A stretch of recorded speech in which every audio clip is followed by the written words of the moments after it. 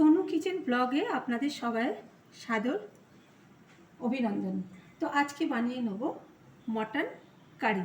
একদম simple mutton curry. এখানে আমি আলু নুন হলুদ দিয়ে ভেজে রেখেছি, আর রেখেছি এখানে মটন রেখে দিয়েছি নুন হলুদ আর বাটার দিয়ে সিদ্ধ করব। তো খুব সিম্পল, তেল কম ছাড়া রান্না করব। তো এখানে আমার কড়ায় তেল দেওয়া আছে। এবার আমি এতে দিয়ে দেবো দুটো শুকনো লঙ্কা।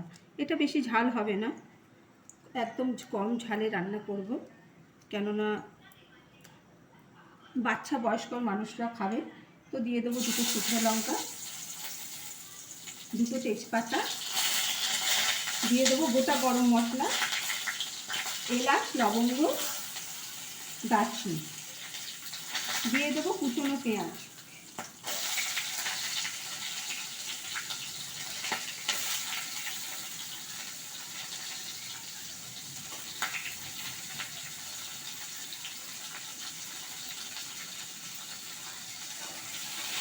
এবার এটাকে আমি হালকা ফ্রাই করে নেব।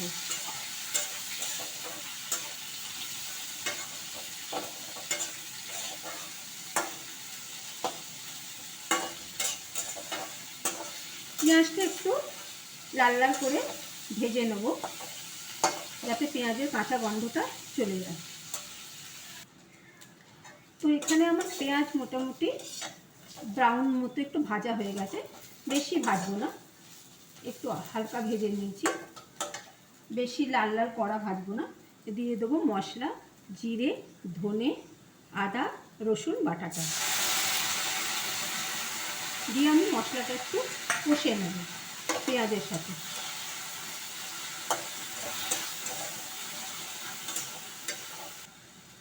তো এখানে আমার মশলার সাথে একটু পেঁয়াজটা আধ ভাজা হয়ে গেছে। দিয়ে দেবো আমি হলুদ, অল্প হলুদ দেবো, কেননা আমার মাংসে সেদ্ধ করেছি, একটু অল্প হলুদ দেওয়া আছে। আলুটাও আমার নুন হলুদ দিয়ে ভাজা আছে, তাই অল্প হলুদ দেবো। দিয়ে দেবো একটু আন্দাজ মতো ঝাল হবার জন্যে গুঁড়ো লঙ্কা। তবে মশলা কাঁচা লঙ্কা বাটা আছে এবং আদা বাটা আছে, তাই বেশি ঝাল দেব না, অল্প গুঁড়ো লঙ্কা দিয়ে দেবো।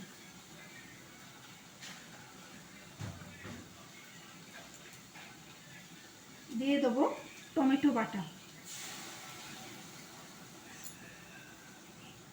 দিয়ে আমি আরেকটু 3-4 মিনিটের জন্য আমি মশলাটা কষে নেব।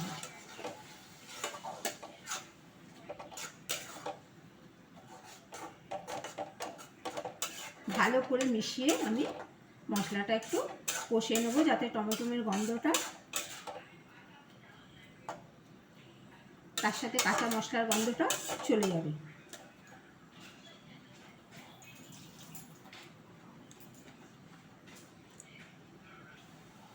এখানে আমার মশলা ও টমেটোমের জল শুকিয়ে গেছে, একদম ভালো ভাজা হয়ে গেছে। হ্যাঁ, এবার আমি দিয়ে দেবো এতে মটনটা। তো মটন আমি জল দিয়ে সিদ্ধ করিনি, তবুও মটনে জল বেরিয়েছে।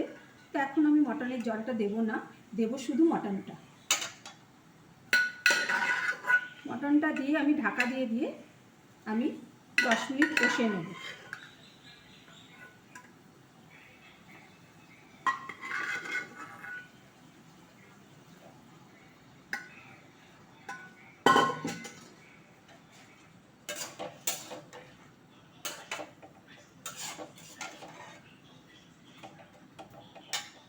দিয়ে দেবো সাথে আলুটাও।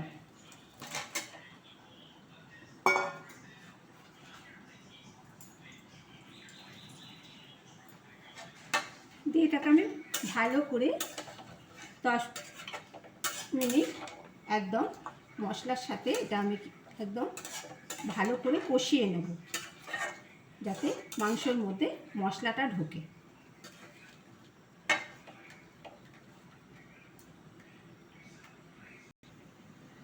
তো এখানে আমার মটনের স্টু দিয়ে আমি আলু ও মটন কষে নিয়েছি, একদম তৈরি হয়ে গেছে এবং সেদ্ধও হয়ে গেছে।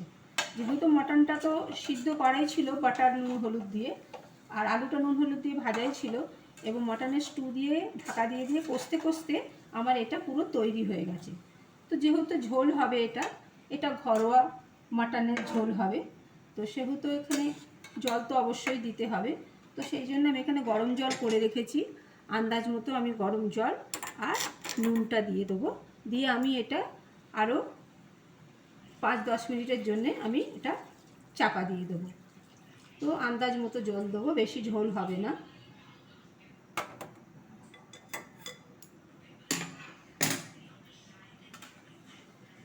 এখানে আমার একদম তৈরি।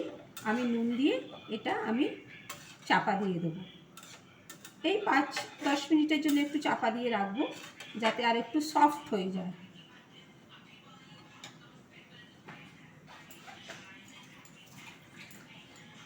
তো এইভাবে বাড়িতে একবার মাটনের ঝোল করে মানে মাটন কারি করে খেয়ে দেখতে পারেন। খুব তেল নয়, খুব মশলাও নয়, অথচ খুব সুস্বাদু খাবার। কেন সুস্বাদু হয়েছে? যেহেতু এটা বাটার দিয়ে মটনটাকে সিদ্ধ করে নিয়েছিলাম আমি, আর সেই জন্য এটা খেতে আরও ভালো হয়েছে।